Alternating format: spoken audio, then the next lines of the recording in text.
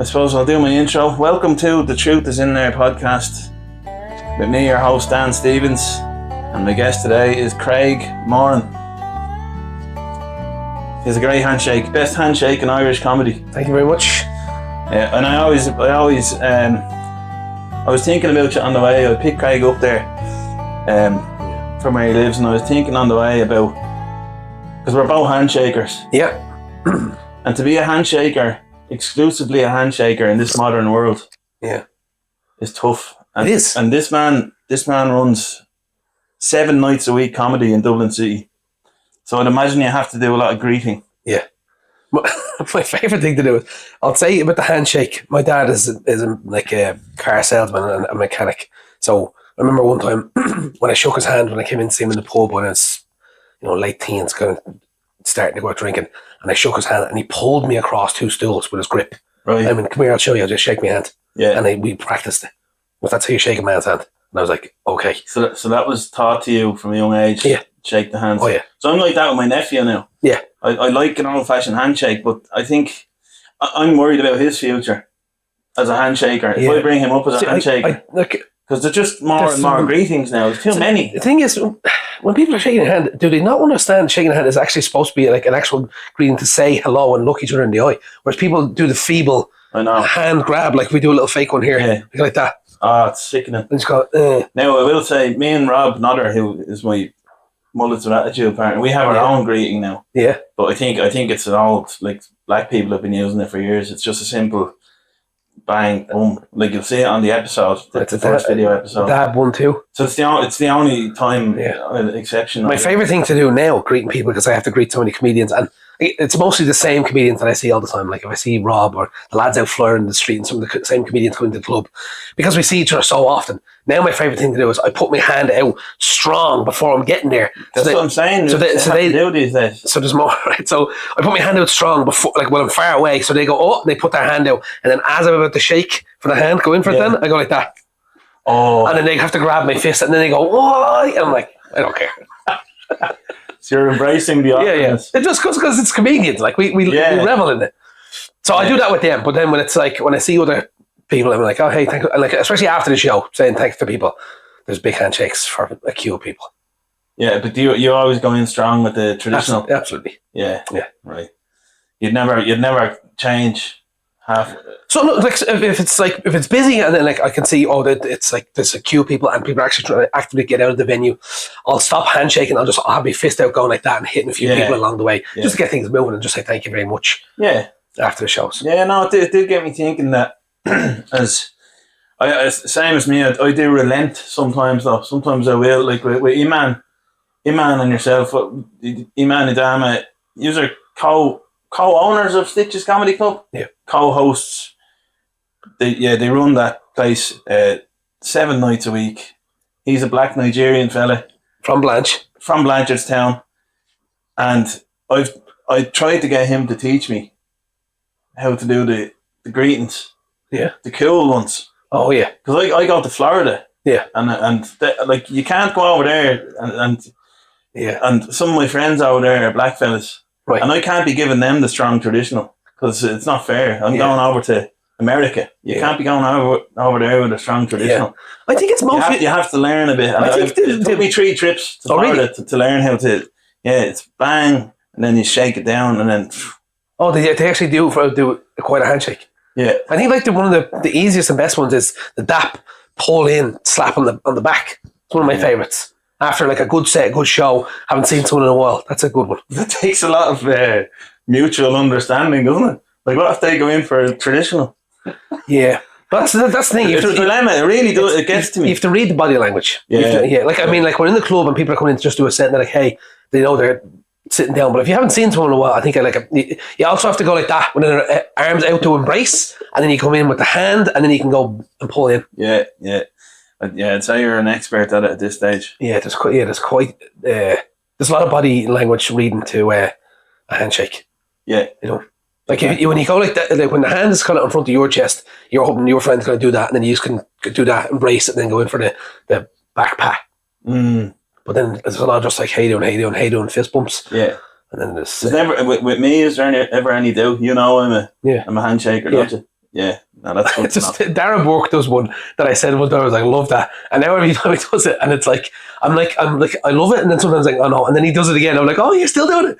He shakes my hand and grabs. Describe this for the listeners. Right? Now. So he shakes my hand. Traditional handshake.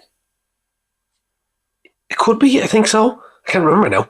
So it's a handshake, and then he uses his other hand to grab my elbow.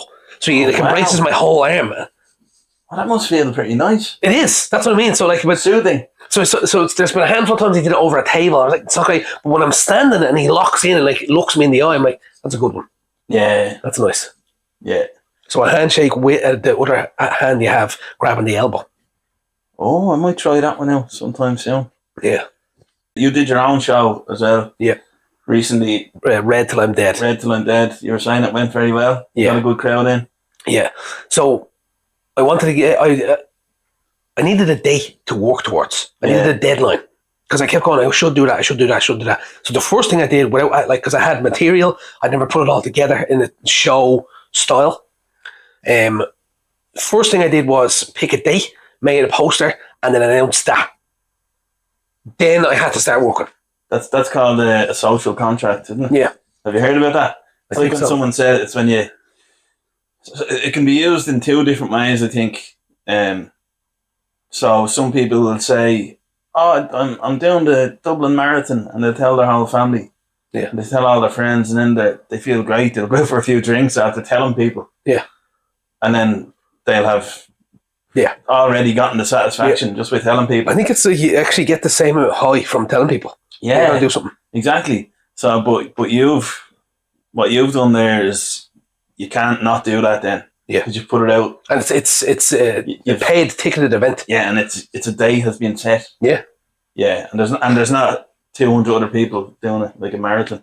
No, whatever. It's just me. Yeah, and believe me, man, the week before I was like, how do I get out of this? How do you get out of it? Oh yeah, were you? Oh, the nerves are straight up. What was going through your head? Like I was out flying. I was like, should I even be a comedian? Like, should I even flying? I was flying. By the way, for the people watching and listening, flying is. That's why he'd leave at 2:00 in the day to get into town. He'd go into Temple Bar and he's handing out flyers to get people into the show. Yeah. All day for 4 or 5 hours.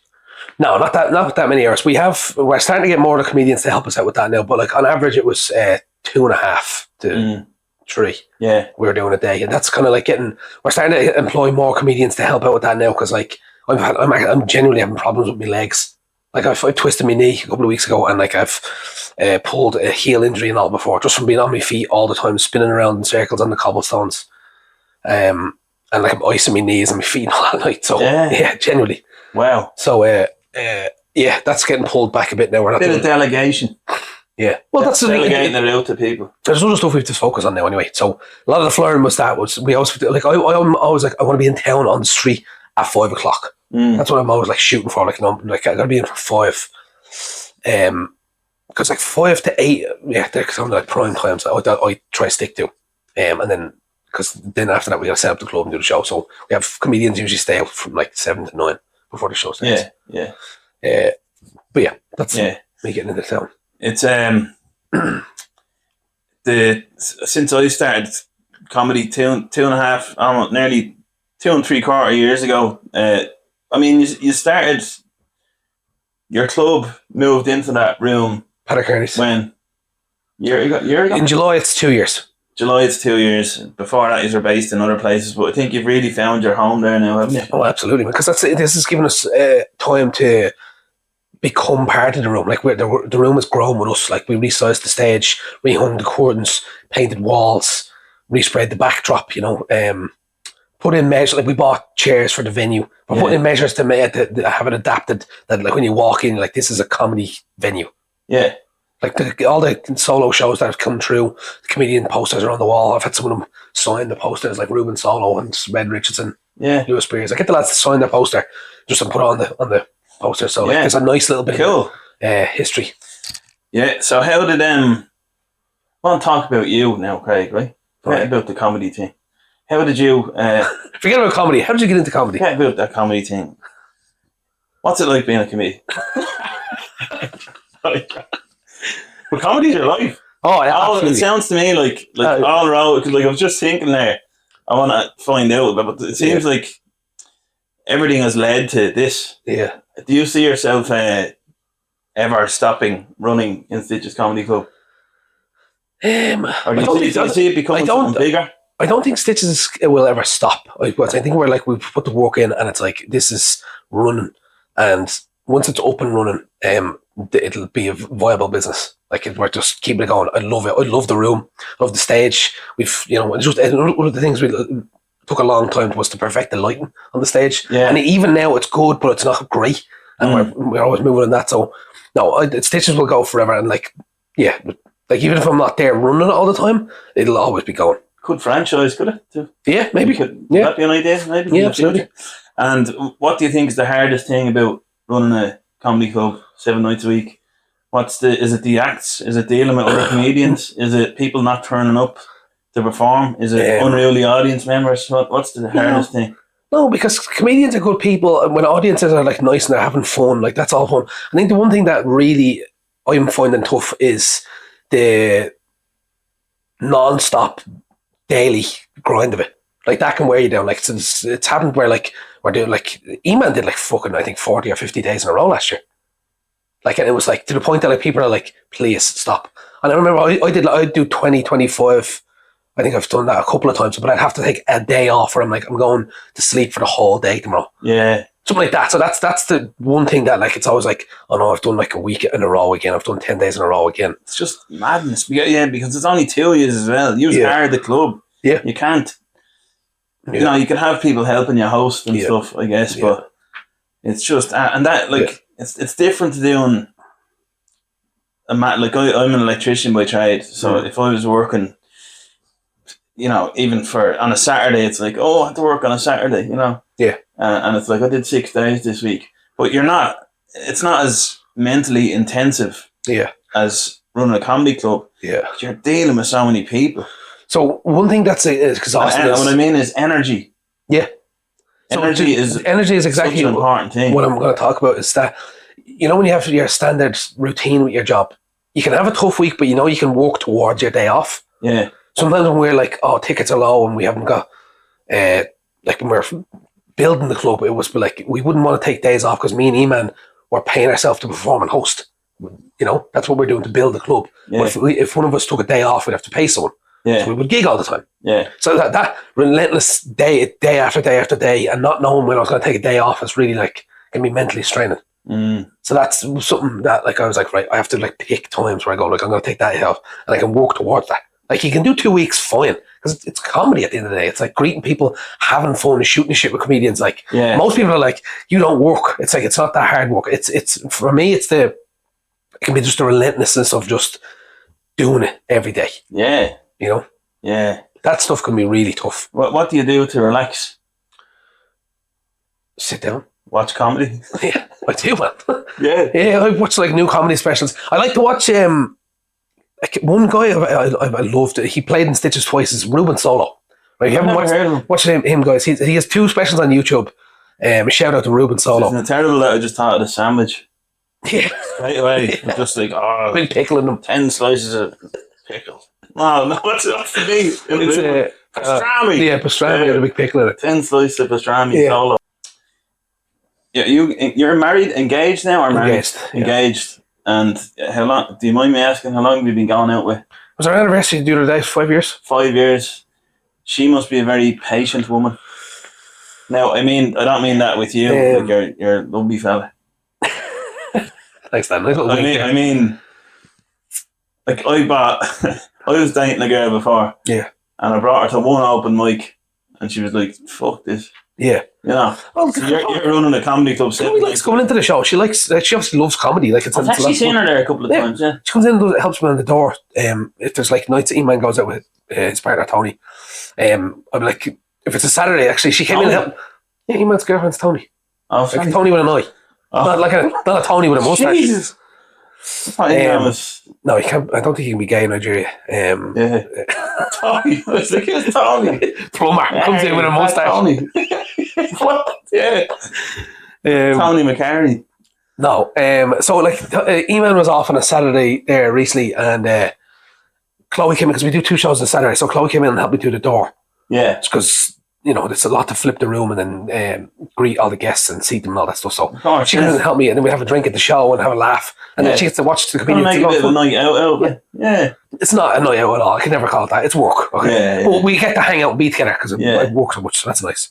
But yeah, that's absolutely like it would be the same thing that like I'm gone every day. And she's like, but we have no time together. Yeah. I'm like, all right, then I have to actively. That was something I had to like improve on in my relationship, was like actually put effort into like putting time into my relationship, because I was just like club. That's what I mean. Club. Like, did it ever come to a point where she was like, I barely ever see you? You're saying you're gone from 2 o'clock in the day. Absolutely. We lived at night together. Yeah. Like I come home from the club, those were times together. And even then, like I'd be exhausted. And she also works on night. She runs her own business called Groovy Bloom, where she makes herbal alternatives to tobacco in an office in the house. Me. Yeah, she makes herbal alternatives to tobacco. I have to show you something here. I'll be back in a sec. We'll leave it running. I'll wait to see these things I got. Be back in a sec. Dan Stevens is gone, everybody. I'm out. All right. So menthols, tobacco free, nicotine free. So we were just chatting about that Craig's fiance makes herbal alternatives to tobacco. Herbal alternatives to tobacco. Where is this? In London? I got them online. All right. They are disgusting. Oh yeah, so that's the thing is, so she has studied herbal medicine, and she hand makes her products with a pestle and mortar and knows how to blend them, and like puts her own little bit of love into it. And I quit smoking. I smoked for more than 10 years. Yeah. I would say even longer.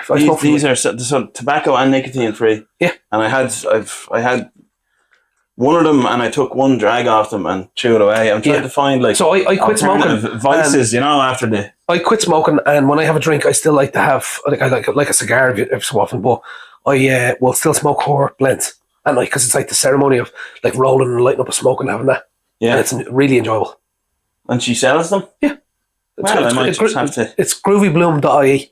Right. And then she hand makes jewellery and groovybloom.ie. Honestly, it's like a game changer, and it's funny that a lot of people like would assume it's take something like that and smoke it, and it's terrible, but this is like almost enjoyable. Yeah.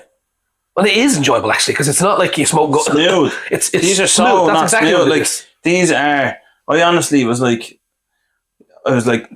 wanting to have regular cigarettes after this. Yeah. Because they were so bad, and they actually they hurt my throat and everything. I'm not a heavy smoker.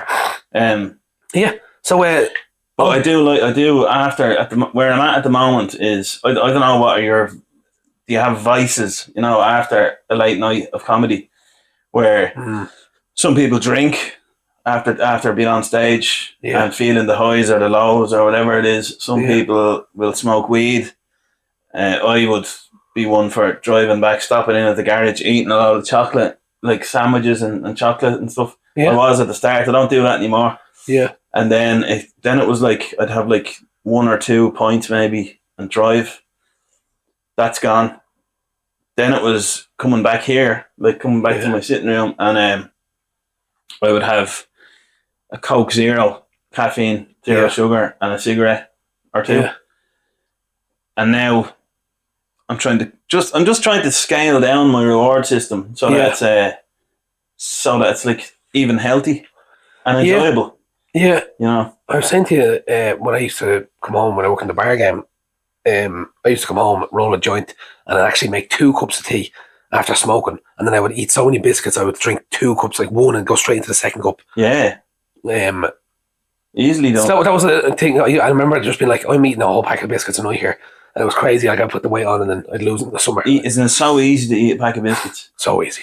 And that's when I was talking to you the other day about food, and you were like, I don't snack, but when I eat, I eat. Yeah. that's me. Yeah. So my thing is, when I come home, it would be mainly me and Chloe usually have dinner at night. Yeah. Which honestly, like average is like 11, half 11, 12 o'clock dinner. What would you have to have certain full types of foods? Nope, or full meal, whatever we want. Whatever dinner is, that's what dinner is at 12 o'clock at night. Then we go to bed at about 2 or 3. Jeez, it sounds like an orchestra in the bed, does it?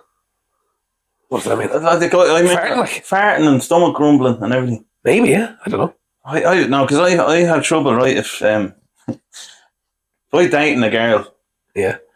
Oh, you have to hold the farts in? Oh, no, the farts. They fly? No, I'm able to somehow I don't need to start Suck them back in. Yeah. You can.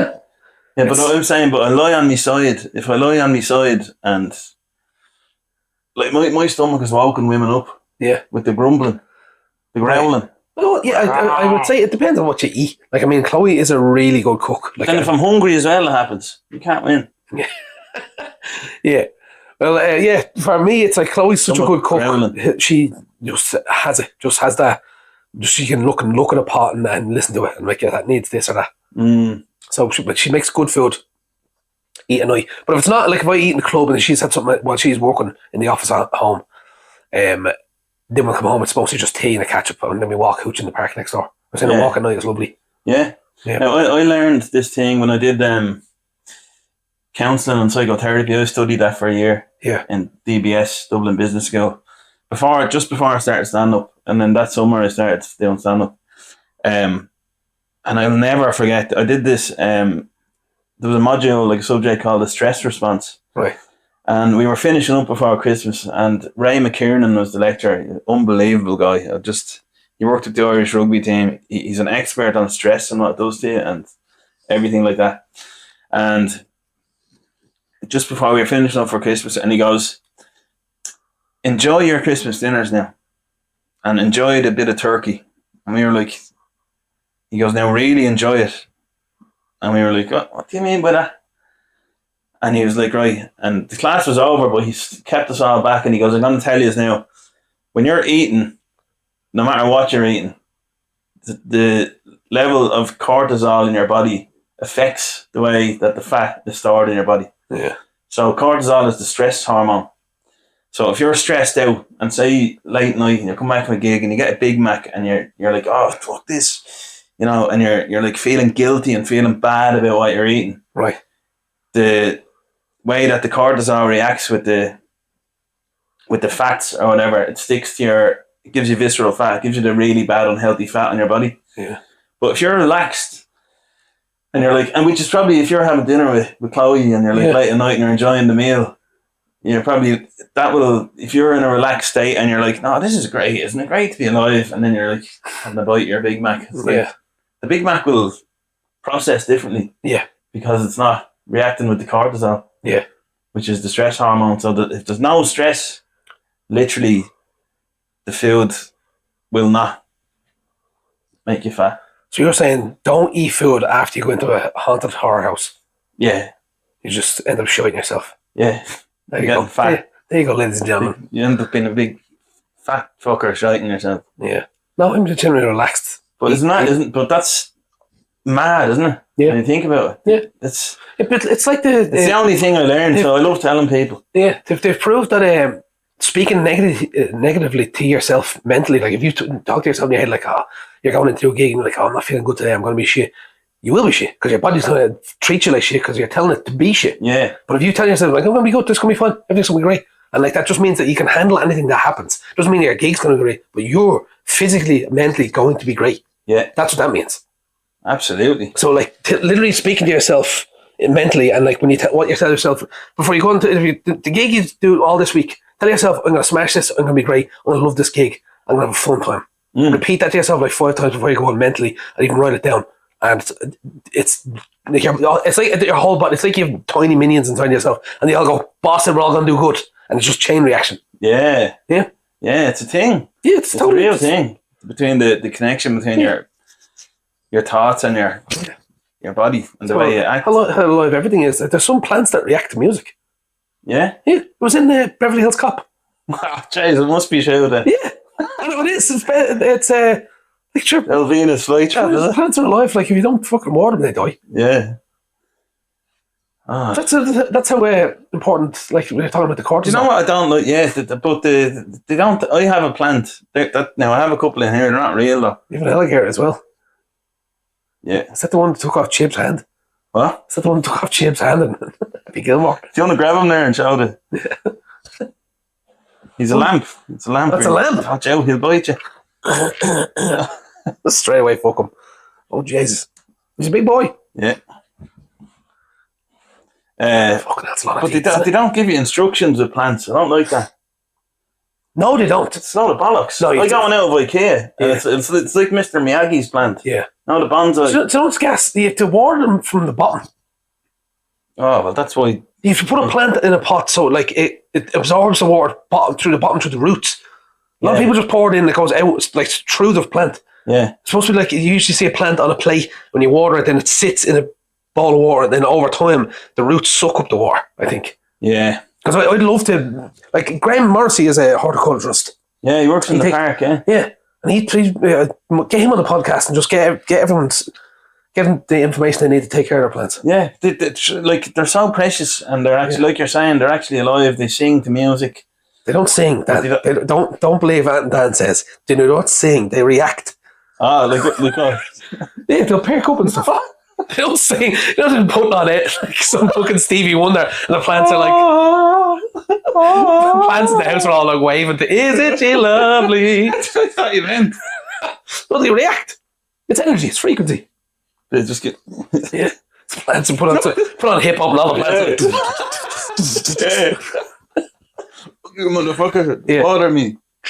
Yeah. So that's what fell on me. So my nighttime routine is mostly coming home and having tea and just catching up with Chloe. Ah, nice. Sometimes one of my favourite things is, because I do so much comedy, I love to watch like dark dramas and thrillers. Ah, right. Like, that's like completely not comedy. Yeah. Nothing about it is funny. Yeah. Like, that's what Seven is, one of my favourite films ever. Oh, I haven't seen it. David Fincher's Seven. Morgan Freeman, Brad Pitt. They're good actors. Good Lord in heaven, that's a good movie, Dan. Is it? Oh my When God. did that come out? 95. He made it just before. So I was 7. Yeah, there you go. Meant to be. It's a great movie. They're two detectives. One is just starting with the precinct, and one is about to retire. And it's the last case. It's the last case he works, and it's a man committing the 7 deadly sins. And each sin is a murder. Oh, that sounds good. Oh, it's so good. Where would you get that now? It's on YouTube. Yeah, everywhere. Yeah. You can just do you pay for movies? Sometimes on YouTube. You do? For £4 or something, I think I paid before. Watch it on the internet. Yeah. Lots of people have it on the internet. They share it with you. What? I need a laptop, will I? Or it can be yours. See, I have a desktop. That's how I do the podcast. So where do you watch movies? In here? It's YouTube. Ah, okay. Yeah, I have a telly there. Yeah. I'm a YouTube man, but it's just mindless. So, you know what I've been watching a lot of lately? What? So, I think now this actually applies to me as well. It probably applies to a lot of people. I think you should have to do some sort of exam or some sort of entrance exam before you start. You have a YouTube channel or a podcast, because there's some of the things that are coming out now. For some people, I'm talking about. There's a lot of English fellas, right? They just go drinking. They just go on a drinking session and record it. Yeah. Anywhere, and they're all going to the same places. It's Benidorm, and it's like they'll go to the thumbnail is real. Like, this is Britain's most dangerous shithole. Like, and then they're like going on the beer, and it's like, and I'm watching it now. In fairness, yeah. So you want that stuff not to be on the internet, so you stop watching why I watch it. Just like you're talking about the 7 movie, I could be watching that, and I'm watching some bald. So try it, right? So this is something I only figured out after doing so much comedy. It's nice. It really helps my brain relax, because the comedy part of my brain isn't working anymore. Yeah. So you come home and watch. Like, there's a movie I watched before with Christian Bale called Hostiles, and it's Western. Hostiles. Oh. And it's a Western, and he plays a war chief or something like that. A policeman of the time, or whatever it's called. I can't remember the name. And he has to transport a criminal, like an Apache leader, and he wants to kill him, but he has to transport him to his hanging. All right. And it's like slow and like violent, and like he hates him. Yeah. There's loads of scenes of just scenery, and you see nothing for ages. There's no music, and then you just hear a horse in the distance, and you just have to listen to a horse gallop for a while, get closer to the camera, and then he stops, and then you have to watch him get off his horse, and then unpack his wagon, and then walk towards his office. so it's very still and quiet. Yeah. So when you watch something like that after doing so much comedy, my brain isn't thinking about comedy. I'm looking at the scenery, the time, the period, time period it comes from, and my brain's thinking about that stuff. It's an actively different place to think of and enjoy. And I'm in the dark, so that's something I'm like. Yeah. So do you have a telly in your bedroom then? I have a telly in the bedroom, but I have a bigger TV in the sitting room, and if I can sit in the corner of the couch in the dark and watch one of those movies after a night doing comedy, that'll get you tired, I'd say, and like ready for sleep, would it? Yeah, of course. Like, so if I am tired, winds you down. So, yeah, that's the thing. It winds you down, and it's my brain isn't thinking about comedy all the time. Yeah, it's important. The only way that's exactly something that I've been struggling with lately because I'm always thinking about it. But it's about once a month, I'd say I'll, like, for example, it's what day is it today? Tuesday. Friday, I was like, right, I haven't been in any of the pubs in the village where I live for a long time. I'm gonna go up and have a few pints in one of them because my brain just needs a break. Yeah. And something happens when I drink Guinness, I think, in particular. Me brain just kind of goes, oh, you know, just relaxes down. So I did that and had a few Guinness anyway. Yeah. And actually felt great the next morning. I woke up and I had like 3 jokes. Me brain took a little break and I started producing stuff again. So that's what I mean. When you come home, try that. Try watch movies that aren't about anything to do with comedy, like dark thrillers, mysteries that you have to actively watch and participate in the storyline. Like I'll send you a few like Hostiles, and 7 are 2 brilliant ones, man. And it's just evil, slow moving, and like now unless you're still in the comedy pocket and you're totally fine, then you'll start making jokes about the movie. But if you love the movie and you're sitting there, you'll be like, there's music in the movie and it'll take you away and you're just like melted. And then that way you stop that comedy part of your brain for a while. So when you actively go back to it, it's like ready to go. Yeah. Yeah. It's mentally time off. I will say though as well though, I remember thinking, sitting up in the couple of pubs that I went to in my village in Blanchardstown where I live, I couldn't help but my brain turning on to what was going on around me. Yeah. With the comedy thing, you know. Yeah. There's old men coming out of the bathrooms with powder on their fucking nose, you know what I mean? Yeah. Like, so that's also funny. So like that's what I love, going for a pint and like having chats with friends, whatever, and you're looking around, but that's when we're using the comedy muscle, when you're just like walking around and it just keeps going, look at this, look at that, look at this, look at that. Yeah. It just keeps doing that. Yeah. And then that's what we do. You're pulling threads everywhere going, is that anything? Could this be something? But it's also, you're also mentally taking notes of everything comedically. So then eventually you might look at something over here and all of a sudden you link 2 things. Yeah. Whatever noting. Exactly. Yeah, 100%. I can't believe that. I still I must be romanticizing things in my mind about where I live again, like, but the cocaine scene is so, it's a community. Yeah. I see them up in the pub. Yeah. It brings people of all ages together, men and women. Yeah. They all chat, you're like, these people, I was up there thinking, right, these people aren't related and they're not father and son, and I know, and they're all talking real fast. Yeah. So I know what's going on here. But it was just so jarring to see fellas in their 70s. Yeah. Doing it. Yeah. But then I think it's changed that culture. If I was going to do it, I'd probably do it in my 70s. Yeah, absolutely. That's what we always said when you're younger. Try heroin when you're 80. Yeah. So 10 more years, they can do heroin as well. Yeah. Yeah. They're starting early, starting drugs at 70 and then 80. Yeah, exactly. Heroin.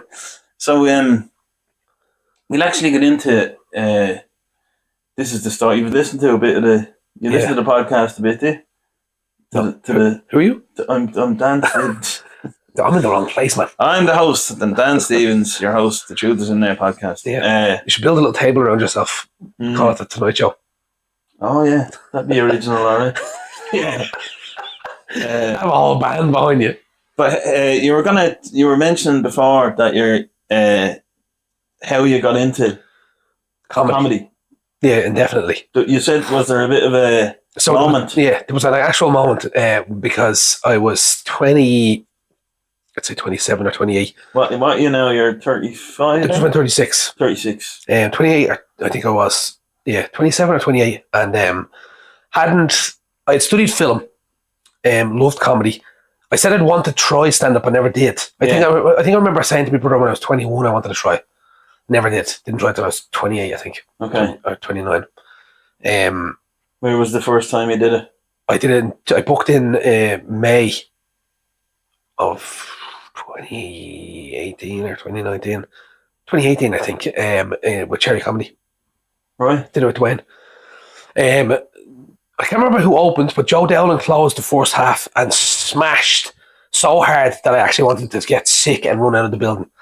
And then I was forced after the break, and Des Bishop closed.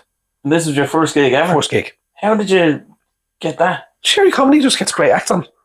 Like they had Ardlo Haddon on the other night. Like. No, but I mean, how did I do? Your first ever gig. Yeah. First ever time doing stand-up. So back then, Cherry Comedy used to be called Pop the Cherry, and every week their thing was they had someone trying comedy for the first time. Okay, or now. And I think I literally was one of the last people to do it. Okay. And then they just went to being a full-time comedy club. Yeah. So that was my first gig. I can't remember who opened. Could have been Dwayne or Richie. I think one of them would have gigged or something like that. Mm. And how did you do? I have it recorded. It's on my YouTube, Red Sauce Comedy. I like for the first 5 minutes, like I had about 15 people came to support me, friends and fam. So I did well. Enjoyed it. 5 minutes set? 5 minutes set. Enjoyed it. I got some good laughs.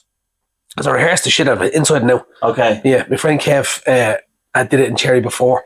And I asked him, I was like, what did you do? He's like, I just rehearsed it. So no matter what, all I had was that 5 minutes. Yeah. And I just rehearsed it inside and out just for like, I think it was like 3 months or something. Yeah. Mental. And then I went up and did it. Yeah. And then I just went to the open mic scene and my whole life fell apart. Yeah. It's gas. No one teaches you how to keep up the momentum. You just keep trying new stuff. Yeah. When you're an open micer. Whereas if you tried, I think if you have a decent 5 minutes when you're an open micer and just kept doing that 5 minutes, I think your personality would come out quicker and you would get to writing better jokes quicker. That's exactly what when I won that competition in the Halfpenny. Ireland's Next Top comic one. Yeah. It was just towards the it was in the start of my second year of doing comedy. So the first year I did it, I was like, I'll try different. But then I found 5 minutes that was funny. Yeah. And then I just kept doing it, kept practicing it. Yeah. And then that's what I did in the competition. Yeah. And I won it with that. It was just such a tight set, and it was it was great. And then I'm still building on them teams now a little bit. Yeah. It's just the things Jerry Seinfeld always says about the New York scene. Is that you just work on your type 5 and you build from there. Oh yeah, did he say that? Yeah. It's definitely true. Because it's isn't it great when you tap into something that people like? Yeah, that's the man. Like you don't even see your levels of growth coming. Yeah, it's wild. Like it's all of a sudden you have 1 week where you say or try something differently. You lean on the mic differently, understand, and you're just like. You just see more of yourself coming and go, I like being a bit more confident this way. And it's going to be never ending, I'd say. And you have weeks where like you have a good gig and you're just like, I'm already doing great. And you're not fully, because you don't even realise how many sides to being a comedian there is. Yeah. It's a wild journey, man. So tell me about this moment that you had. So starting, I'd studied film, right? I had shot sketches but never put them out, right? Because I studied, this was... When you say studied film, where did you do that? Studied in Clash to do like the 2 years of film production. Cool. So, shot sketches, I paid money to make sketches and I had half edited them and then I hadn't got the ball to put them out because I didn't, like internally I didn't really know what the start of that was. Yeah. I was like, what am I making sketches for? What am I doing with it? What's the whole thing here? I was working in a bar and then I booked a trip to Los Angeles. A friend of mine was a tattoo artist over there. Shout out Lavelle. Went over to see him and then went up to see my cousin in Vegas and hung out with him for 2 days, and then Lavelle came up and picked me up in Vegas, and then we drove through Vegas. We spent the night in Vegas, then we drove from Vegas then through the Grand Canyon back to Los Angeles. Oh, right. So we were hanging out. Great trip. Hanging out, meeting people, eating steak, going to casinos, all that type of mad stuff. Just seeing America. Yeah. And then we were coming down to Los Angeles. I think it was either that night or the night after. We were going to the Comedy Store for the first time. I was going to see the Comedy Store in Los Angeles. You're a big fan of comedy anyway. Lovely. Like I went there for that reason. Always have been. I always have. Yeah. Need to see that room. Of stand-up comedy. Love it. Yeah. Love the art form so fucking much. So I was like, we were going to go see, I had tickets booked on the Sunday night to go see the Comedy Store. I think we were coming down through. Oh no, we came down through Vegas. That's like Vegas. A legendary place, isn't it? Comedy Store. Yeah. Oh yeah. It's like there's a documentary about it. There's a 6-episode part about the history of the Comedy Store they made during the pandemic, and like Jim Carrey's in it, and Robin Williams, all these legends. What's his name that played Michael Keaton used to do stand-up comedy there. Loads of incredible. So it was a big thing. I booked tickets to there. So then we're on this big drive. We stayed in an Airbnb out in the middle of the desert with a couple of friends, and it was around the time of Coachella, so they were like all these mad LA artist people I was hanging out with. I was like, this is mad. They were like, tell me they were going to be a DJ and all. I was like, oh, I studied film and I made sketches, but I had no idea what to tell them I was going to do with it. And I think I had been around them, maybe I was thinking more about like, what am I going to do? So then we spent the night in the Airbnb, had a couple of drinks, and then the next day we had a 9-hour drive back from there, back to LA. And we went to see the Grand Canyon, we went through the Grand Canyon, and then we were going back to LA. And then it was just like, after all the sightseeing and all, we'd stopped and looked at views and stuff. Then it was just like, right, now we're on the road. Yeah. We're just going back to LA and just looking out the window. We had listened to a podcast in the car, and then we had listened to a Coachella playlist in the car, and then the conversation died. Like, just relaxed. And we were just driving, everyone was chill. And it was just, and we took edibles, by the way. We took gummy edibles. So we were just like cruising. There's like bongo music, like dun dun dun dun dun dun. It's the sunset in the Grand Canyon. The edibles are, Shannon Bassogall was on a few weeks ago, and he had a story about edibles. Yeah. They are weed in a gum.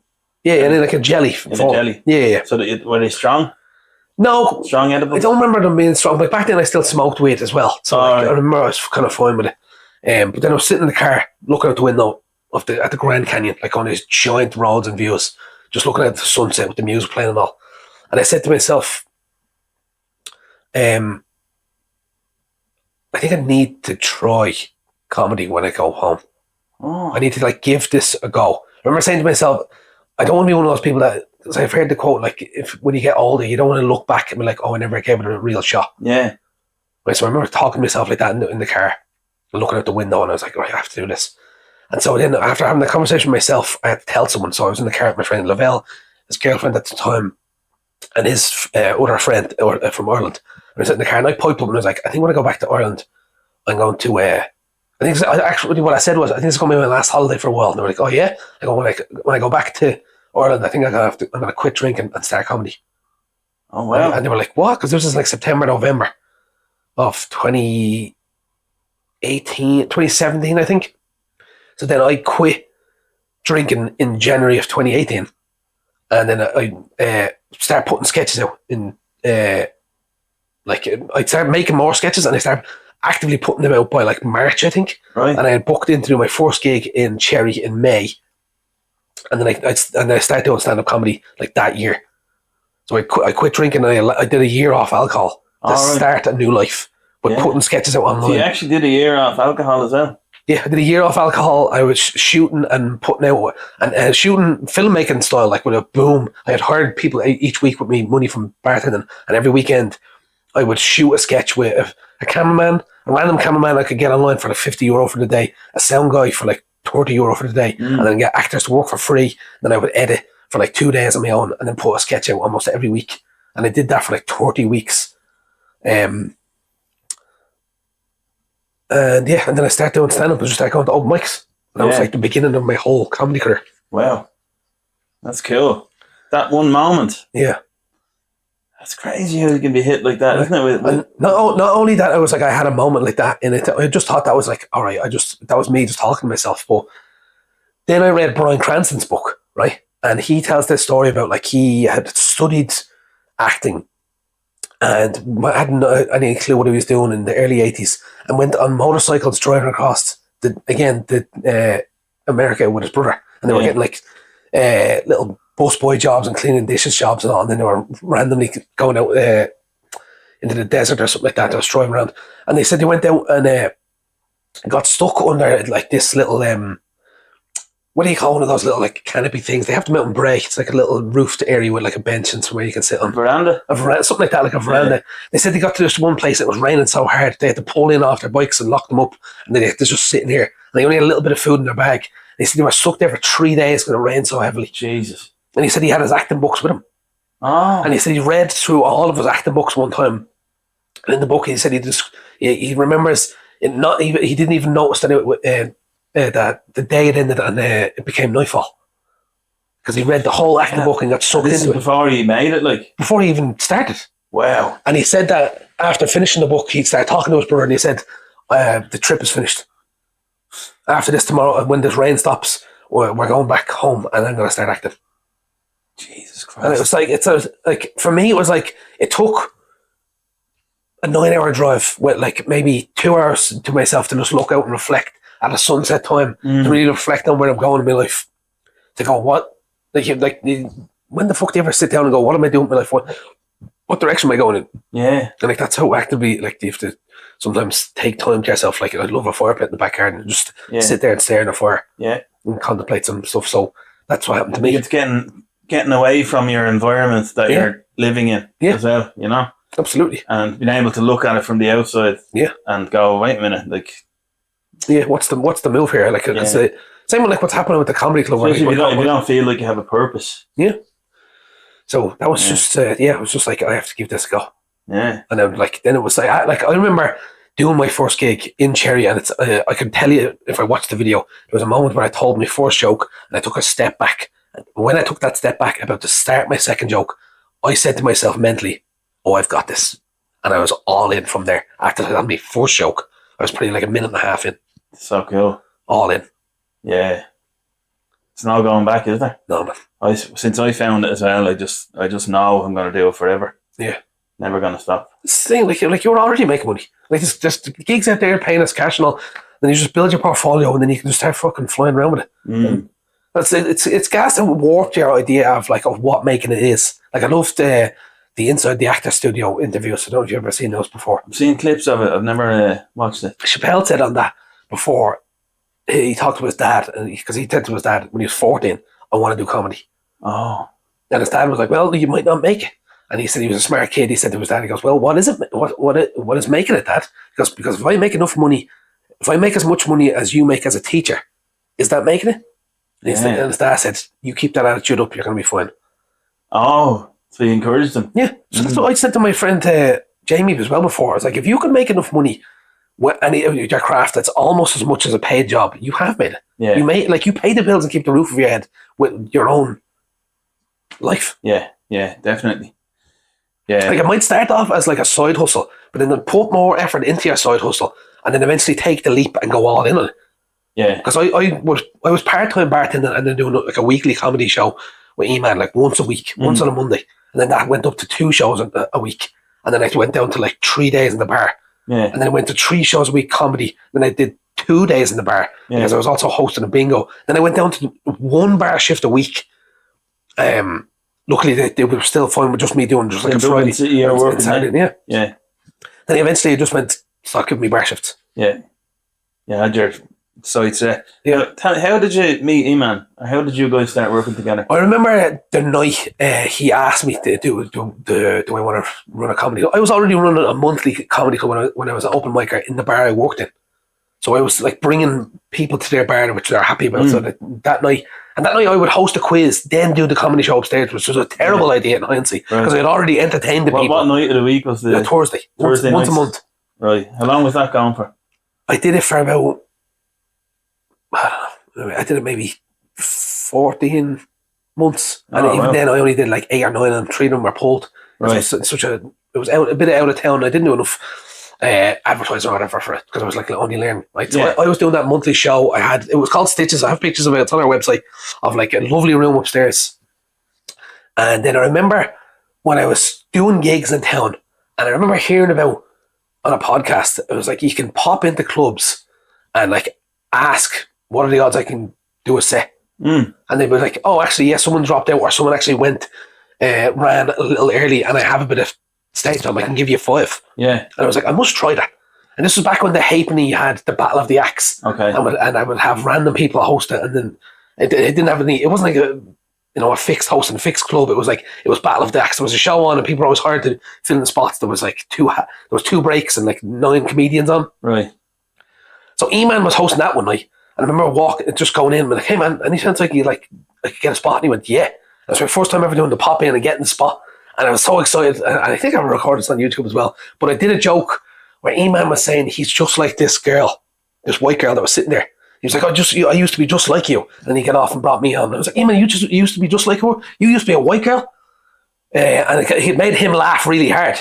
And it made everyone in the audience laugh because E-Man's obviously black. Yeah. Right? So I was like, oh my God, I made a race joke. I just popped in and did a set. I was like, this is funny, we're vibing. Yeah. And I think after that or the next day, he was like, do you want to run a club with me? I was like, yeah, man. So then he came down and did like the last 2 monthly stitches with me. And he always insults me about this, man. I used to pay people out of my own pocket because the show was an empty show. It was a free show with donations at the end. And I used to pay people out of my own wages, like the headliners. And I tried to do that to him, and he was like, how long have you been doing this for? I was like, I don't know, maybe a few months. He's like, don't do that, don't pay me. Whatever money we get, we'll just split or something. So then he started showing me a bit more about like how business savvy kind of in the comedy. Yeah, because he studied business, like he has that mind. So I was paying people out of my own fucking pocket doing the show. Yeah. And he was like, stop doing that. And then we moved it then. This is gas. Like we moved it out of it was just outside the city. It was over near Merrion Square, and we moved it into town. Into Temple Bar. We did it upstairs in Crowbar, and we did our first show March 8th, 2020. Wow, like a week before COVID. We got one show and it closed. Wow. Jesus Christ. Yeah. So we did a few gigs to get in and around town. We started connecting, meeting up, getting a plan going. Like that, it's 2020, it's 5 years ago now, isn't it? 4. 6? 4 and a bit. 2020, 5. Yeah, 5 years ago. Yeah. Yeah, well, yeah. So in 2019, we would have been gigging together about 6 years ago, and like getting the plan going. And then it would have been like, we didn't do a Christmas show. And then I didn't do a January show, I think. I can't remember. And then we were like, let's move it into town. And then we had to look at all. Then throughout the new year, we met up and we were like looking for somewhere to put it. And he found Crowbar, because I think he knew someone in there. And we got the room together. We got the picture. We were like delighted, and did our first show March 8th, 2020. Wow. So post COVID times, you obviously went straight at it after COVID. The two of you working during together. COVID, we were meeting and like trying to find where to put a club. Yeah. So I mean, I just think it's quite rare that two people could work together and have. It seems like you both have a similarly high work ethic. E-Man's is unmatched. Really? Yeah. Yeah. And like E-Man also has dyslexia. So he uses text to speech on his laptop. Yeah. So like he'll take more care and time with his work, which, takes a little longer. Yeah. So like he has to do that, and like he puts in a lot of hours. Yeah, it's like with the lads that run the Crackdown as well, them two are obviously. Do you think like there's a yin and a yang kind of to it? Yeah, absolutely. What would be your main strengths and E-Man's main strengths? I have, I think after managing a bar, I have really good crowd control. I love running the show. Right. I love being the host. Like I also had house parties growing up, so I don't mind being like the guy that has to say like, "Oh, there's been this." Like what's an example? Oh, like when a stag party comes in and they're ruining the show, I have no problem. Stag party, yeah. If they come in there ruining the show, I have no problem being like, "Get out." Yeah. But like saying it in a professional way, like that's a bachelor party for the Americans. Yeah. That stuff I'm good. I think I'm good with really crowd control and running the show and and greeting people and talking to people. I'm really good at that. I love that about the show. I love running the show a lot, man. It's one of my so you like being there, greeting people in, seating them, all that stuff. Whereas E-Man is so he is his main strength? He has a business degree, so he has a business mind. So he's like, let's do this that would like it'll create this for us and get us here. There's just endless amount of ideas he has. Like he came up with the drink tokens we have in the club. Oh yeah, yeah. So that we have poker chip drink tokens that people get, which people like to just take home as a souvenir. Yeah, which is just so it's a double. Yeah, so double thing. Yeah, they basically steal them and then we get the drink money. Well, that's if they don't want their drink money, they take it as a souvenir instead. So they're technically just buying the chip. Yeah, which we have to buy in. So that's just one of his ideas. Yeah. So he has a lot of business ideas, and then he'll tell me about it, and then he'll tell me how we're going to put it into practice, and then we'll build it together. That type of stuff. Isn't it great to have found someone like that as well to work with? It's a blessing, isn't it? Like, but it's there's so much to a business relationship, especially for us. It's just like we had 7 nights a week, and then there's so much growth together, because there's obviously been a lot of times we disagreed on stuff, and I've been very bullheaded in the past, but like I want this idea, because I didn't see the business side of it for a long time. I felt like I was foggy on that. Whereas Eman studied business, so he was like, "This is business. Let's make it a business." And I was like, "I'm just running this comedy club," and there was a differentiating, like, there's a whole different lane of thinking there. Yeah. Right. So I was more like, let's just run a nice club and get good shows going. And he's like, "Yeah, we're doing that. But let's make it a business and let's move forward in that direction." Yeah. And there was kind of like, I had to do a bit of catch up with that. So yeah, I think I don't know. Do you think? I know that when I think of comedy as business, as a business, it's going to have to be a career and a business for me now, because I'm going to be in it for the rest of my life. You are as well. Yeah, but it seems to extract the fun out of it or something. It can. You know what I mean? No, it doesn't. But in my head, it would be like, oh, that makes it not fun anymore. Looking at it like a business. Yeah. I may as well be just doing my old job now, a business, because I used to. That's the thing. It's like Jerry Seinfeld also said. It's just like what's the thing he said? And like, to get serious about comedy, it seems like Jerry Seinfeld said hypocrisy. Just learn to love the thing. What's the way he phrased it? It was like no, I've lost it. It's something about like learning whatever makes you uncomfortable, learn to hate it. No, I'm paraphrasing this really poorly. It might come back to me, but it basically just means like like everything is annoying, and to do anything, like having to. No one likes exercise, but it's like, but it's good for you. Yeah. You must do it. Yeah. It's kind of that mentality. It's like stand up is still work. You still have to physically travel to the gigs on a busy day and a cold day. You have to go to the gigs. The gig might be terrible. The audience mightn't be there for a wet night. You might be feeling good. You might have ate a stress cortisol burger, right? Yeah. That can be a whole bad night, but the thing is, this is your life. Like you can have a good job. Like I worked in a great bar. I worked with good people, and I'd like to go into the bar. I always was friendly to the guests, took care of them properly. Like I came to work with I'm in work, but like I'm gonna enjoy my day. I'm not gonna shit my own life here. This is my life. Yeah. So you gotta take care of your own life, and you just have to put effort into it. Like that's the thing I can lack sometimes, is like putting effort into the things that I know will do good for me. Yeah. But like that's in a job, you have someone to force you to do that. Well, it's very hard to get. Like I find it very hard to get myself to do those things. Like that's what I mean. Doing my own solo show, made the poster, put that out, got a deadline, had to work towards it. So I think I've learned a huge lesson with that, and that's going to help me moving forward. Yeah, that's a similar thing with me and Rob doing the Mullets with Attitude show. Yeah. Obviously Edinburgh, we have the Crackdown now as well. We're doing that on 20th of July. As a whip. Oh yeah? Yeah. It's on a Sunday night. We'll be trying to do it a few times, you know what I mean? To practice it. Okay. But once you have a date, it changes everything. Absolutely. Doesn't it? Yeah. When you have a solid date for something. That's a very important thing, especially with our industry. It's like, you can have gigs but if you're not getting enough stage time, you have to really, really work on your stage time. Yeah. And writing and then rehearsing. It's like, I think not enough open micers would do is like, I rehearsed my material all the time. Yeah. So, because the big thing I was scared of was when I finished one joke, because I would learn each joke and I remembered each joke, but when I finished the joke and I was about to start another one, was the biggest thing that scared me. So I would rehearse the end and the start of a joke together. That part. Yeah. Over and over and over and over again until I got comfortable on stage with the silence at the end of a joke, and starting a new one. Yeah. And now when I'm on stage now, I don't mind like the silence. And when I end a joke or when I end the subject, I don't mind going. Yeah, comfortable in it. I'm comfortable just going, that's fun, wasn't it? Yeah. And then they kind of laugh at me being silly, going, that was fun. Yeah. And then I don't mind letting my mind go, okay, cool. Yeah. And here we go, I'm off to the next part. Yeah. That's definitely something I've noticed just from. You've gone to a different level or something. I think in the last, I don't know, I'm not one to, you're way more experienced than me in it, but I've just noticed from when you're hosting, when I've been on and stuff, you've gone to like hit a new gear or something, I think in the last year or so. Gone to a new level. Yeah.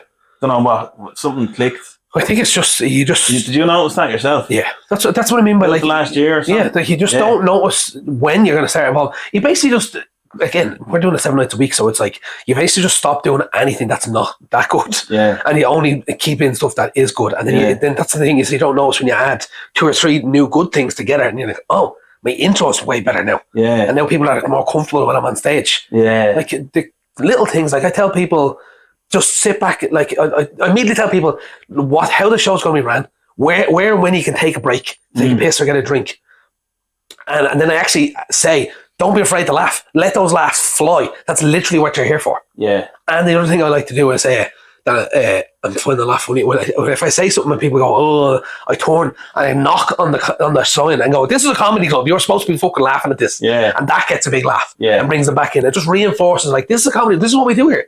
Because there's so many new people coming to comedy now in the last couple of years post pandemic that they found on TikTok. Yeah. So many. Every single night. Like honestly, 6 or 7 nights a week, people come up to us going, "This is my first gig I've ever been to." Yeah, really? Yeah. 6 or 7 nights, I would say, honestly. Wow. Like even last night in the No Name Club, the most of the room had never been to comedy before, but because they were floored in that area and because they were in that bar and it was a unpaid event, it wasn't a paid ticket event, it was a free event, they just came in. So I asked people, "It's your first event?" And then I try to over-explain to them, going like, all you got to do is laugh. But people would want to laugh, but then they were so awkward to laugh out loud, so they would put their hand over their mouth and then put their face down. What is that? Why are they doing that? I don't know. Laughing's a very open emotion. Like and some people, I don't know. Do you think is it a consequence of a kind of a silenced society? Not silence, but should I be laughing at that? Like, am I allowed to laugh at that? Like, you know, the way there's such a, I wouldn't even call it a political thing. It's like I don't know. Yeah. And I find a lot of comedians hold themselves back by self-censoring. Yeah. They could have the most hilarious joke, but they're afraid to do it in case it's offensive. Yeah. And then I think sometimes people are afraid to laugh in case they've laughed at something offensive. Yeah. And then they're seen to be laughing. Like there's a herd mentality in an audience. It's like being it's like being part of a little tribe for 2 hours. So I'd say, like, subconsciously, maybe I'm overthinking it, but if they're seen to be laughing at something that's potentially offensive, it's like, oh, I shouldn't be laughing at that. Why shouldn't you be laughing at it? If you feel like laughing, you should laugh. Yeah. You know? It's a strange block. People go, ha! No, I shouldn't. So, I read a book on the history of comedy called Thieves, Scoundrels, and Scallywags or something like that. I'll send you a picture of the book later. But America's comedy started in like the 1920s in the vaudeville era when people would get up and would talk to the crowd as a host before vaudeville shows. Oh, right. So that evolved into stand-up comedy. Vaudeville. What is that? Like it was like the first like theatre shows with like women with like feathers and something. Jazz hands and everything. That mad stuff. So they started that, and then comedy actually took off. I think in the 40s as its own thing. I think it was around then. I couldn't be writing the dates, but then the first comedy club in America, like a first place to be called a comedy club, was in the 60s in America. Oh, right. And then in England, that wasn't until the 80s that they had a comedy club. Yeah. In England, it was the 70s, late 70s, and in Ireland, it was the late 80s. Okay. So that's how far behind we are. But you think about it, in America, great-grandchildren are being raised on comedy clubs. Yeah. So it's on TV. Yes. There's a local area one when comedies only start getting brought into local areas now, and it's a club now. Yeah. Like look what Darren Gaffney's doing with Bite the Bullet. Yeah. He's putting a club into areas. Yeah. Yeah, Darren's the perfect example. He's putting it in Ranelagh. He has it in Cavan. He's doing it in.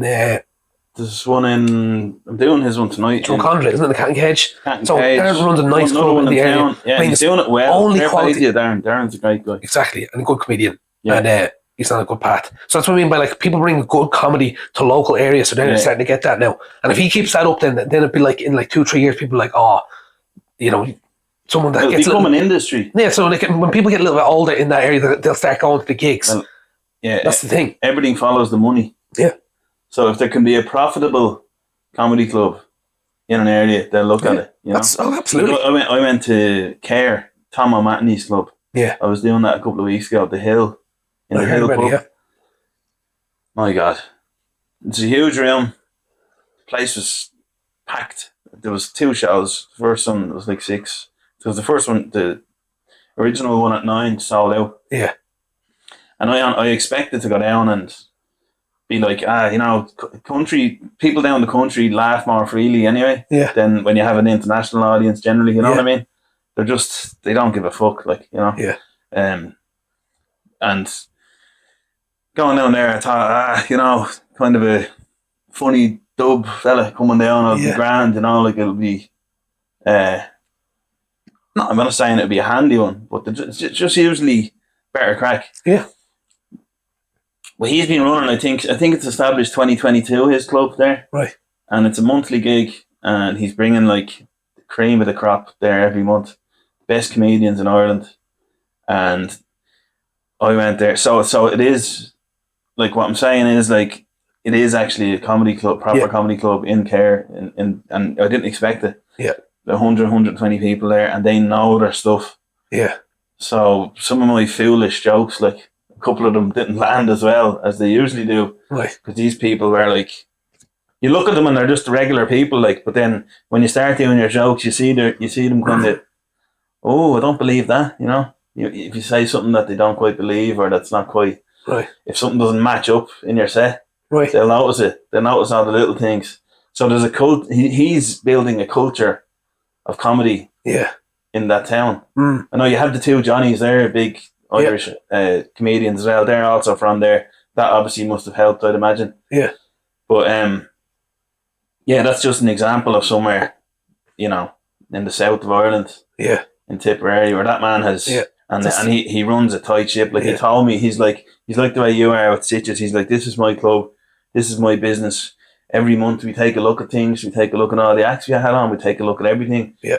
He said, this is my life, this is my business, these are my people. Yeah. This is my town, and this is my club, and I love it. And if people can do that, and it was an unbelievable. Like luckily enough, I had the first show at 6 where it woke me up. I was like, you have to up your game here, man. For the 9 o'clock one. There's 2 shows on. 2 there was. I did 2. He does 2 shows on a Saturday once a month. If it sells out. Oh well. If it sells out, I think then he'll put a second one on. Bernard Casey was on. He was brilliant. Oh, okay. So he sold out, and then the first show was about half, 3/4 full, but I think there was an issue with the tickets. But the first one woke me up, and he kind of pulled me aside and was like, look, these people are hungry for comedy. They're frothing at the mouth. Yeah. And he whips them up into it. Like, he's an unbelievable comedian. Like, he knows exactly how to get them going. And then I was out first, after him. Me going out kind of half confused, That's kind of my style anyway. Yeah. But I had to just give it to them then for the second show, luckily. But it's just like... So what do you mean? What you went out in the first one. Describe to me what you mean by like the first one that wasn't up to scratch. For me, I didn't match their energy. I went out with low energy. I was a bit tired at the time. Yeah. I was after doing a lot of gigs that week. And I went out and just tried to give them my jokes and make them laugh. Okay, you didn't sell them. I didn't sell them well enough. Okay. And they knew it. And some stuff didn't land as well as it usually does. Okay. And he kind of... It went okay. Well, like I didn't bomb or anything. Like I went well enough. But he was like, look, I need energy from you. Like, he was like, even if it's in your face, he's like, I'm not talking about your material. He says, you just have to... And I have a joke about it now, actually, but he said to me, half of these people have killed a dog. Right? And I was like, what the fuck? I goes, what about the other half, Tom? And he goes, they told him to do it. Yeah. And it was like, Jesus Christ, so I'm standing in the... It's like any bathroom hallway area in any small pub in Ireland. Yeah. And I'm outside the ladies' toilets. That's where you wait to go on. There's just a white door. It looks like that door, like a regular door. And you walk out and there's just 100 odd people there, and it's a high stage. And he's doing 10 to 12, and 12 minutes is on. I can hear them roaring, and I have to go out. And I'm like, right, I don't know what he wants me to do here. Yeah. But I know that I'm going to have to do it. Yeah. When he was talking about... Because I'm like, that's my material and that's my comedy. Yeah. But I had to give extra. Right. I learned how to find new gear. I stood more forward on the stage towards them. I held the mic closer to my hand. Yep. And I used my body to tell the jokes. I sold it better. Yeah. Like you said. Yeah. And I did not do that properly in the first show. Yeah. And it was the nerves. You know, them moments when you're like, why the fuck do I do this? Yeah. To myself. Yeah. You know, it's like before you go on in hot water or something, or you're like, what am I doing this for? This is just, why am I putting myself through this? Yeah. So do you know what that's your adrenaline spiking, and because you're not using it yet, it becomes, you think it becomes negative, like nervous energy. But there's positive nervous energy. Yeah. It's basically like I heard it's like a runner's high before they're about to sprint. Yeah. Their body knows they're about to run at full pelt. So that their whole body's filled with adrenaline. Yeah. We have that before we go on stage. Yeah. Absolutely. And it's... So you're on before you're probably like, oh my god, what's happened to me? I probably shouldn't go on. Yeah. Then you go on stage, then it gets to be used because you're on stage, you're like performing. Yeah. Yeah. It was so cool. I was able to anyway harness it in the right way, and once the first big laugh, it was the room had more energy as well. Yeah. But he told me to match them, and I was like, what does he mean? Like, I don't. What does he mean? Because you can't go out and practice it. You can't go out and say, sorry, I just have to see if I can match your energy for a sec before I start my set. You know what I mean? You can't practice. It's kind of, you can go and go, how's everyone doing? And they go, you go, lovely stuff. I think that's the gauge straight away. Yeah. It's a quick one to do. Yeah, yeah. It was. I was able to do it. I knew. I was very happy with that. Yeah. I must contact him and get down. That sounds deadly. Oh yeah. Bombs straight away. The pressure of it. Yeah. Because you're in his arena, it's his thing. Yeah. And they love him, and he's fucking hilarious. And it's like you're stepping into his world and into that little town. It's just such an unassuming place, and then you get there and it's into that room, and it's like, what the fuck? You know? How many people were at the show? I think that about 120. Yeah. 100 to 120, I think. Deadly. And the first show about 60 or 70. Bit of board shouting that fan. Fucking hell. Yeah. Looks like a guy fucking. But yeah, sorry, I was just saying about like if that could be. Obviously, it's not. It actually is a sign. The Hill, comedy club outside it. So it is a comedy club, but not in the traditional sense of like a custom built comedy club like they have in little towns in the US. You know. Yeah. Like where it's just perfect, and like what your club is turning into. Yeah, man. That's turning into like once the soundproofing is completed, and that is like just perfect. Oh man, so yeah. We've been working with them for a long time about just improving the sound. Once that happens, like we've had some unbelievable. The show, were you there on Sunday? Sunday, was I on Sunday? Oh, Sunday we were nearly sold out. I mean, it was one of those audiences where like the front all the way to the back row, everyone was laughing, and I mean like I was texting man going, "This is a hot crowd. When you see this, man." And then like I put a clip out yesterday of messing with a stag. I was so proud. I was like asking some guy, one of the best man, what he did, and he said, "Oh, I'm a chancellor. I do some sort of lawyering for people that are in between buying houses." And I was like, "That sounds like fucking made up, pal." Yeah. And everyone was laughing at the fact that it does sound made up, the words and all he used to describe the job. Yeah. I was like, "You're telling lies." He goes, "Well, it's not very funny, is it?" I was like, "No, it's not funny. Yeah. Well, we're laughing at you." Yeah. And then he goes, "Well, look, my real job is I'm a dick model." And everyone went, "Ooh." And everyone started laughing. He goes, "Oh, you're a dick model, eh?" I go, "Must be a small magazine." Oh. Man, the place was like, yeah. Yeah. I was delighted. It was so funny. I remember doing a Saturday night like that in your place. And Sean was on before me, Sean Aosa. Yeah. And it was jammers like that. It was just packed. And he's Nigerian. And he comes out and says, "So I'm Nigerian." And he did just brilliant. He killed, you know. Then you were on for a few minutes. Then I went up slow and, you know, just I just said, "I'm Nigerian." It's one of those ones where I'm thinking, will this work or not? I don't know. If it doesn't, it's going to be very embarrassing, but it absolutely did. The first thing you say on stage after a host or a comedian, like that's it. If it's set up right and you have something perfect to say, it can be absolutely gold. Oh, it puts you on the crest of a wave. Yeah, exactly. Yeah. It's a seamless transition from that set to you. It's almost like you. It's all important. It's great. Like one of my favorite things to do is when Nehemiah does a set. Nehemiah is a Vietnamese comedian in the community. Yeah. And he does a whole bit where he does a Scottish accent in it. Right? Oh, yeah. And he closes it. It's a very funny bit. Brilliant. Closes, but he does the Scottish accent. And just the fact that no one expects him to do it gets such big laughs because it's decent. Yeah. But then I get on, and after I go, "Nehemiah, everybody," and I go, "All right, show of hands. who thought the Vietnamese guy was going to do a great Scottish impression? And that gets a huge laugh. Yeah. And I have that one in my back pocket every time he does a gig, and once he closes with that, it's a lovely transition. Then bring on the next. It's been a huge thing for me, and to be able it's something that I'm quite aware of as well, and good at doing is going up after people and picking up on something. Yeah, you almost using their momentum. Yeah, absolutely. You know, like Joe Dowling, I did a gig in Kilkenny with him and Patzer Murray a couple of weeks ago, and Joe has this bit about the bingo in the prison. Right, I haven't heard He's calling out the bingo numbers in the prison. Mountjoy, I think. I forget which prison it is, but anyway, so basically it's what number, like for example, he goes, number 6, too many dicks, you know, like, and it's 10, like, just huge fucking laughs in a row, right? And he finished on it in Kilkenny, and I was on after him, and I was like, oh my God, like, what am I supposed to do after that? And he finished on number 10, I'll never see a woman again, or so I forget what it is. I'll never do something again. Yeah. And huge laugh, and then he's like, and then he brought me straight on. And I was like, what can I do here? So he finished on 10, and I said, I came out and went, number 11, it's going to be in Kilkenny. Just didn't rhyme at all, and it worked lovely.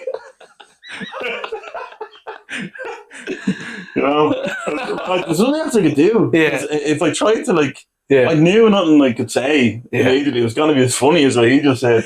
So I just do one and make it not rhyme whatsoever. Yeah. It was like reverse psychology or something. Number 11, it's good to be in Kilkenny. So you have incredible facial expressions after your jokes, which are reacting to their laughs and their. It's very good. You're unique in the way you do that. When you do jokes, it's a really good thing.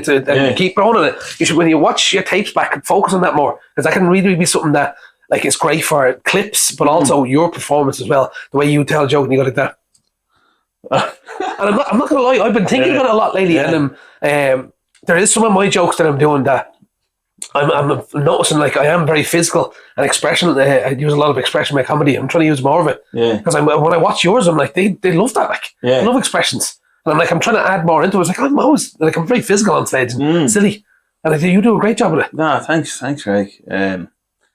Yeah, that's something I've been trying to work on as well a bit more. It's kind of, I think it can kind of be one look can show the emotion that you're feeling, like. Yeah. So say if I have a joke saying that my ex-girlfriend was a vegan. Yeah.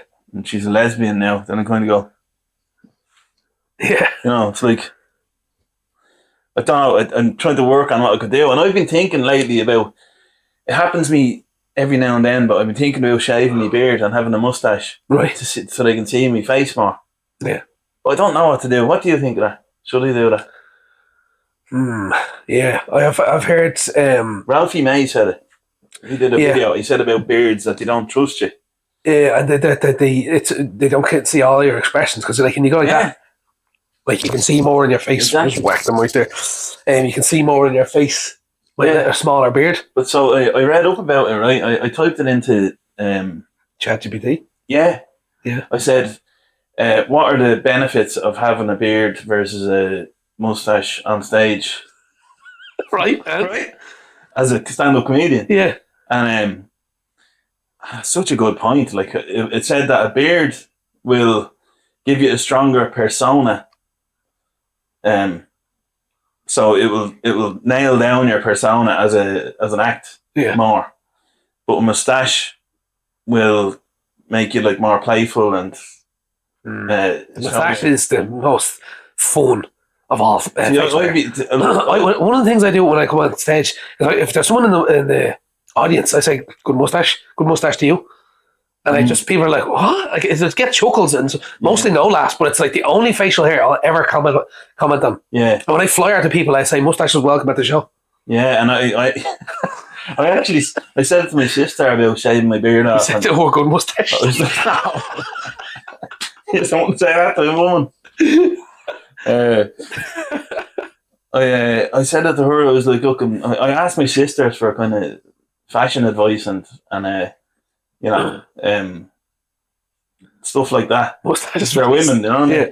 And I was like, oh, I might shave my beard off. What do you think? I asked them, and just have a mustache. Yeah. And my sister says to me, Kate was like, you do realise you have to walk around like that when you're not on stage with a big mustache. I was like, yeah. So you can do it. You can just trim your beard down. Like, look at my length. Yeah. You can just trim it down. So you have, like, because the thing is, you're a hairy guy. I had the beard for 3 years as well. Yeah. And I shaved it off because it was just like with eating, and like you had to clean it no matter what, like 2-3 times a day after eating. I felt, and it's just like I had to get wet wipes. Oh yeah, you do, yeah. New information all day. Oh, absolutely, yeah. So I got bored of that, and that annoyed me. But now, like, if mine gets a little bit, I'm like, oh, this beard's getting thick again. I'll go get it trimmed in the barber along with my hair. But you can see more of my expression. Like, you can see my cheeks and stuff lift up. Yeah, that's easier. the thing. That's the thing. I think so. It could benefit your comedy career, but I think you could have a lighter beard. Yeah. I think I'll go with that then. That's the general consensus. Yeah. Well, you know. That it was a really good point from LGBT. Whatever that thing is. What is it? Like? I don't even know what it is. Can I invest in it or something? It seems really smart. You can invest in it. It is smart, man. It's incredible. What is it though? It's not it's literally a machine. Someone had to program it, no? Yeah, they did. People. But then the whole thing is that it's ChatGPT, it's AI now. That it's like, it basically just has all information in the world, and you can like the gas thing was, I was like, I think I asked some crude sex questions and it just won't do it for you. And then you have to get some other fancy one that'll tell you. It's like how to rob a bank, and they're like, it won't tell you that. Yeah. Like, it's like, how do I make a bomb? It's like, it won't tell you that. I'd say there's people trying to get jokes off it. Absolutely. Comedians would be. There's someone doing that already. I think Dwayne Dugan has done a joke with that. He's like, he asked, and it's funny because it sounds very robotic. So it's funny when a human reads it out. Yeah. But it's great for like any advice you have, or ever rewording something. If you have to type something up about yourself in your bio, put it in ChatGPT and like make me sound more experienced and sophisticated with the sound sentence. It'll retype it for you in a heartbeat. It's going to cut out so many jobs. Yeah, no, but that means that people that won't have work will create a new industry. That's what happened with social media. Yeah. So it's just going to create new jobs. Like we just whack one thing and it comes up somewhere else. Yeah. Yeah, exactly. That's what society does. Maybe I'll be able to get an AI guest soon. Fuck. You could do it. You could do an episode where you just sit here and keep asking questions. Like, we'll do that. Dude, that'd be fucking funny, man. But ask it, whoever, if you listen to the episode, write in the comments to this, what should Dan ask ChatGPT, and you can discuss that. Yeah. That's what I'll do. Yeah, that'll be a good one. Yeah. Before the episode. Yeah, that'll be a good episode. Jesus. You're a great man for ideas. Yeah. Fair play. Right, I'm gonna end it here, Craig. This was a joy. I could talk to you all day. Thanks very much for coming on. Thanks, Dan. I'll talk to you all day. Great having you. And handshake. Yeah, thanks for listening and watching, guys. Yeah. Here's all my information.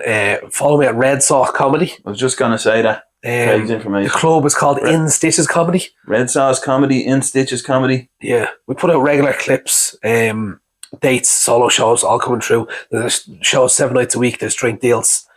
We sell popcorn.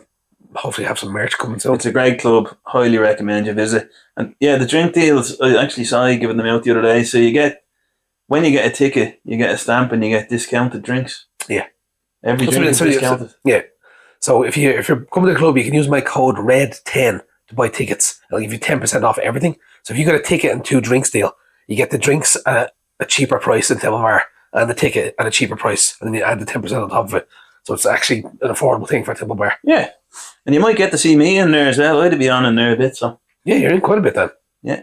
So, we'll leave it there. Thanks for listening, guys, and for watching.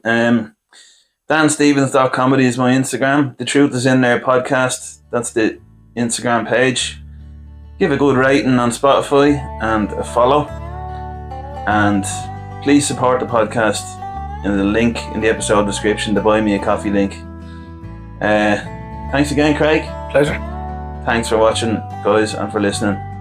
Chat to you again soon. Alright. Nice. Look at that. Look how long it lasted, Craig. Yeah, plugged in. Yeah, but it doesn't overheat or anything.